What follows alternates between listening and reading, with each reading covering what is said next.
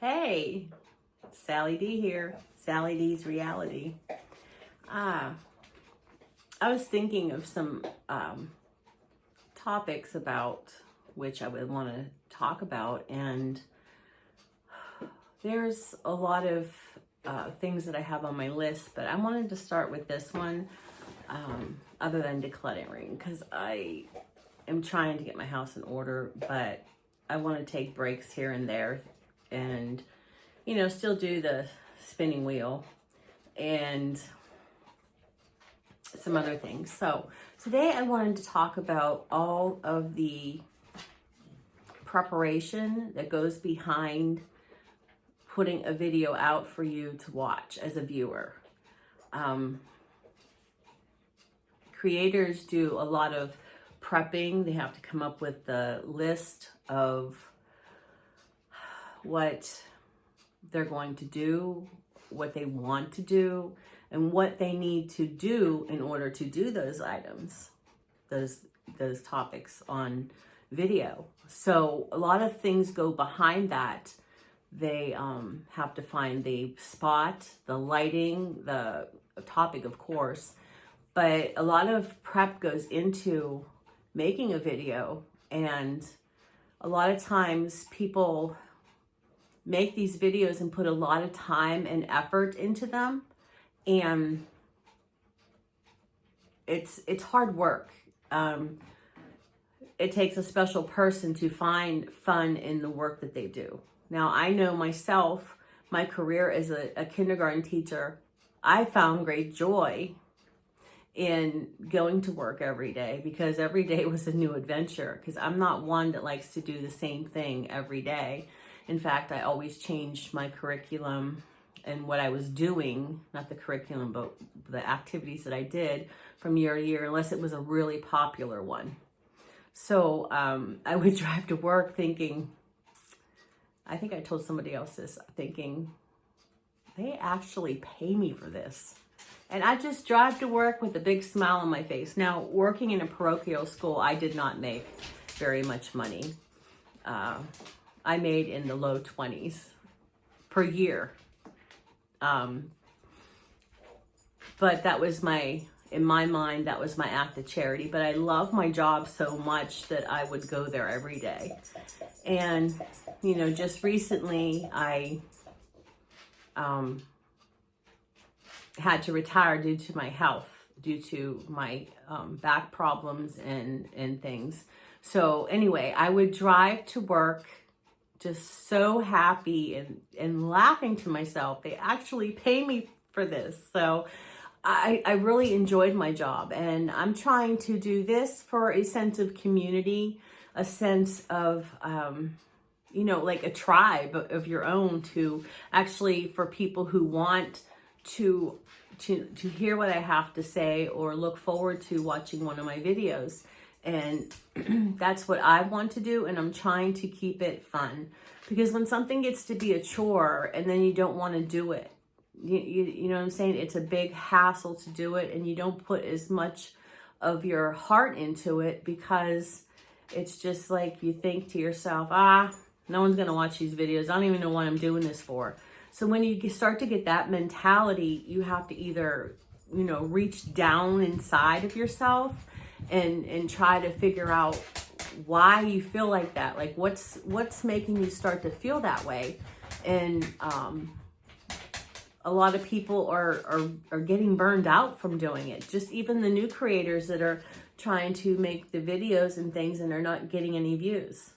I myself, I have 22 subscribers, and I am ecstatic about that. I'm sure I would love to get monetized and make money, but I just want to keep finding the joy in doing this. I don't want to be focused on numbers and things like that, because boy, I sure could use the money, because I don't have a 401k, and I don't have anything to back me up while I'm off. Sorry, basset hounds.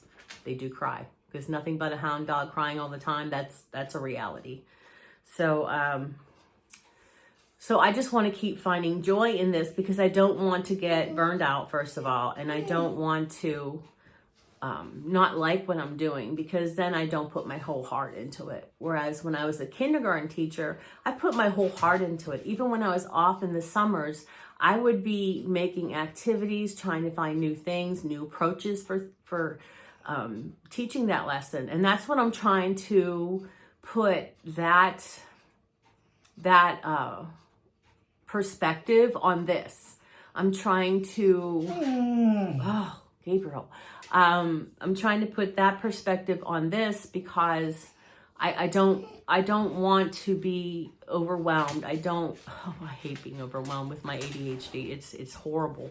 It's horrible where my mind gets paralyzed and I just don't know what to do. So I just want to keep finding joy in this. So I'm just wanting to talk about some creators, like being a creator, trying to be a creator. We put a lot of time and effort. And if you're a creator, you know what I'm talking about. But as a viewer, because for years, I've been a YouTube junkie. I would watch YouTube all the time. That's all I ever wanted to do was watch YouTube. And I follow a lot of people. I think I have like 1,500 subscriptions to people. And I try to keep up to date on them, but I don't keep up on date on them all every day. But you know what I'm saying. But I didn't really realize everything that went into it. Like when I would watch the resellers and they go into the Goodwill to find things to sell, it's like, okay, they took the camera into the Goodwill and they're videotaping. Oh, I didn't think anything of all that else goes into it, and planning and all the research they have to do to know what to buy.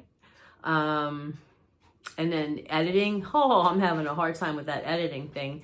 And that's why I haven't been getting my videos. I get stuck and then I get overwhelmed. And my husband always says, walk away from it, you'll get it. But I can't always do my videos in one take and then just put it on YouTube. I don't have that ability because I always end up having to do something to it or stopping because somebody's fighting basset hounds or they're chasing my cat. So it's a lot of work behind that, and I just want to keep making it that way. And if I come across at all that I don't care what I am doing, or that I'm not being consecutive or doing videos all the time, that's not why. It's because I'm stuck on something, and that I have the videos. I have tons of videos on my camera, but I just can't get them edited, and I need help with that. So hopefully when my son comes in the summer, he can help me with that some, because I have no idea what I'm doing. So please be patient with me if you're a follower of mine or a subscriber. I really am trying to get this. I'm a 59-year-old woman and I don't have any technology.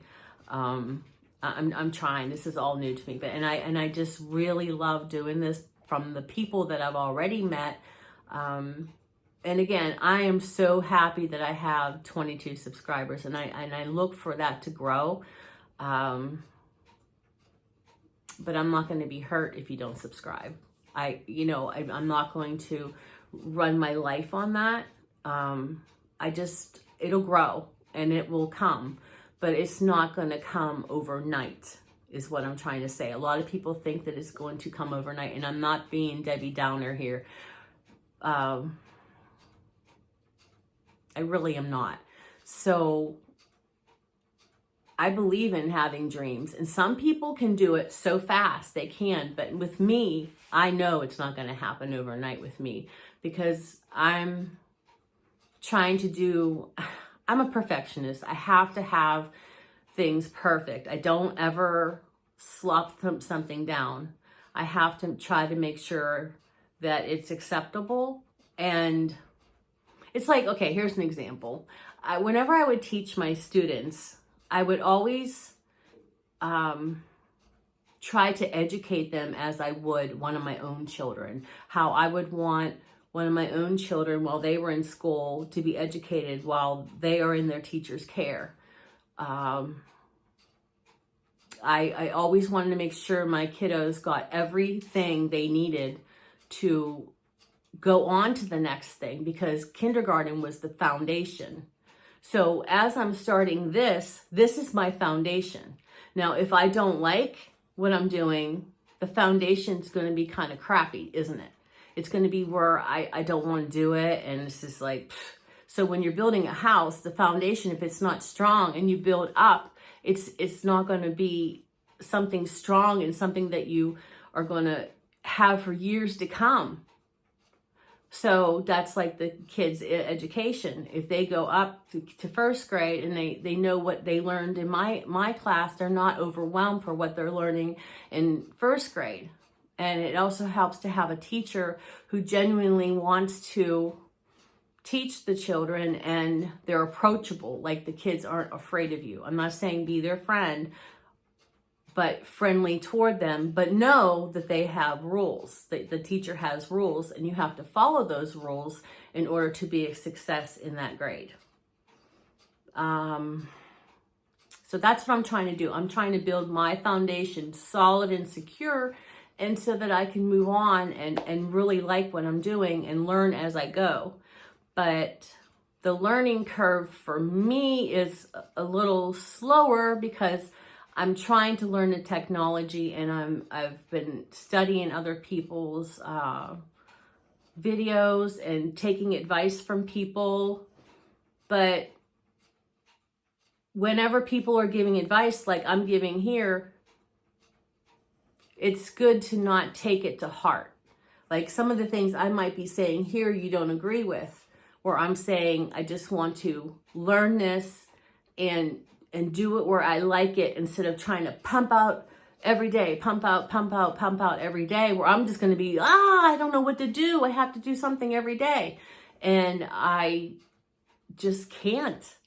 So I want to do it every day, but I can't do a video and then edit it to my perfection. You know what I'm saying? I can't do it.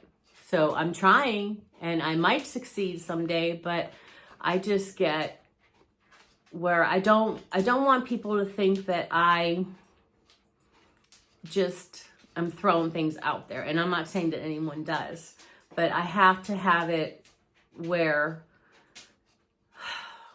it's something that's worth your time. I don't want to waste anybody's time. And that's the way I've always been, that I am worthy of you subscribing to my channel, because that's a big thing with me. Like, am I worthy for you to spend 10 minutes with me and hear what I have to say? Or are you going to be like 3 minutes in and say, oh, this woman is like so freaking boring, let me get out of here? Because also, and sometimes you might think that I'm a bit crazy and like, this woman's wacko, because being in kindergarten for 25 years, I do have a sense of humor, and you have to have a sense of humor. You know why? Because you have to be able to laugh at yourself. You have to be able to laugh at if Johnny has a meltdown and be able to be flexible enough to change your lesson plan, because he's under the desk and you have to keep the other 20 kids busy, because they're going to see that your attention isn't on them anymore. It's on Johnny under the desk screaming and kicking his feet. So I always had to have something ready for the other kids while I dealt with Johnny under the desk. Which a lot of times I think all of us want to crawl under a desk and have a meltdown. But it's just not acceptable at our ages. So that's, going back and forth and trying to explain things using my background is, excuse me, the only examples I can give. So if that's annoying to you, I'm really sorry, but I try to talk in layman's terms, because I appreciate when people talk in layman's terms to me, not like try to talk above me. So right at my level. So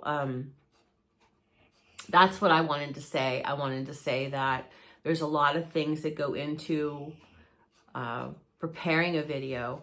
And for the last thing I'm going to say, because I know I'm talking too much, the last thing I want to say is when people decide to leave a rude comment and I've been very blessed. But you have to act before you speak, or act before you do, because that's a human being you're being rude to, or viewing your opinion. And someone else had said on another live that I was on, and that's freedom of speech. Okay, it's freedom of speech, but there's also manners, and there's things that you should do that are appropriate in public. There's things that you should not do to other people. You could think it in your head, oh my, she has a really ugly hairdo, you know, but you don't go out and say, you know what, your hairdo is really ugly. I don't like your outfit. I don't like your, I don't know, your teeth or whatever.